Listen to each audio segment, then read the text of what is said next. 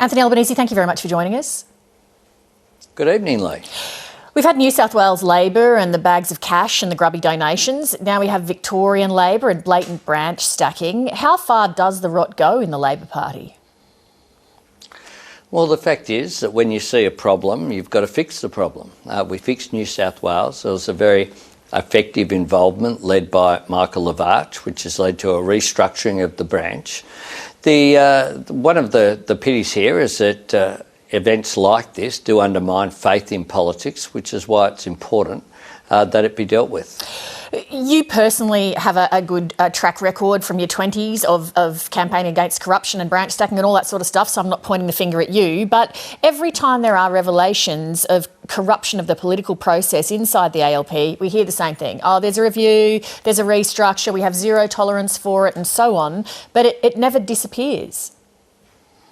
Well, I have zero tolerance, and what we saw today was strong action from Premier Andrews, who dismissed Adem Somyurek as a minister and then wrote to the National Executive indicating that he would charge him and seek to expel him from the party. And those issues have all been dealt with. Premier Andrews has been a strong premier for Victoria. It's Australia's fastest growing state. They've had the strongest growth, strongest employment growth, major infrastructure programs, major social and economic reform, as well as environmental policies. And he's right to be disturbed that anything is a distraction from the Victorian Labor government's strong record. Mr Somyurek is recorded saying who's going to protect Albo, seeming to imply that his political reach extends into Canberra. Well, it's just not true. He is someone I've barely met.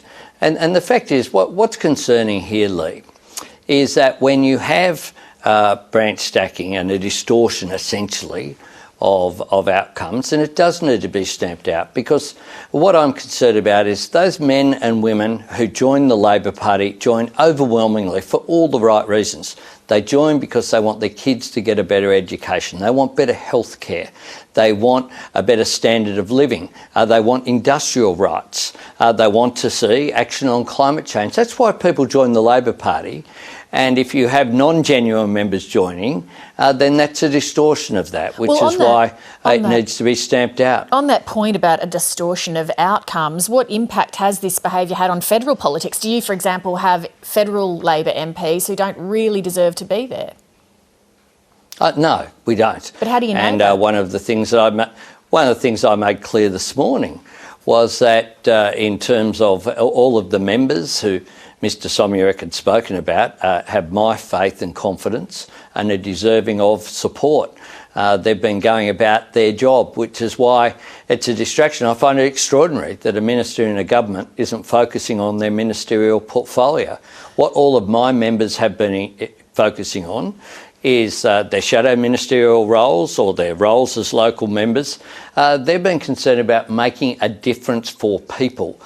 People join the Labor Party to campaign for the Labor Party for Labor governments against the conservative and reactionary forces in our society. Most people don't join for internal purposes, and what we saw last night very clearly from Mr Somyurek was not seeking political power in order to change society, in order to make a difference. It was political power for its own sake. And that's why the Labor Party is a better party today without Mr Somyurek's membership and involvement. In some of the footage, you can see a computer with an Australian Parliament House screensaver, which means it was filmed in the office of a federal Labor MP. Whose office was it?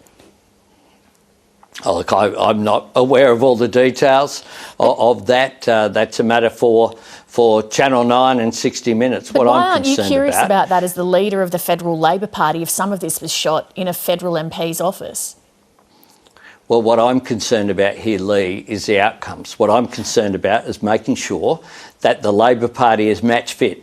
Sorry to cut you off. Perform in government in Victoria. I don't mean to cut you off, but I will, to gain government. Because it's a significant point, because many MPs would have sensitive discussions in their offices around, for example, matters of national security and intelligence. Will you be investigating further to find out whose office it was and whether any information of that nature may have been compromised? My job isn't to investigate. Indeed, Premier Andrews has forwarded investigations onto the anti-corruption body in Victoria and onto the police, and that's appropriate.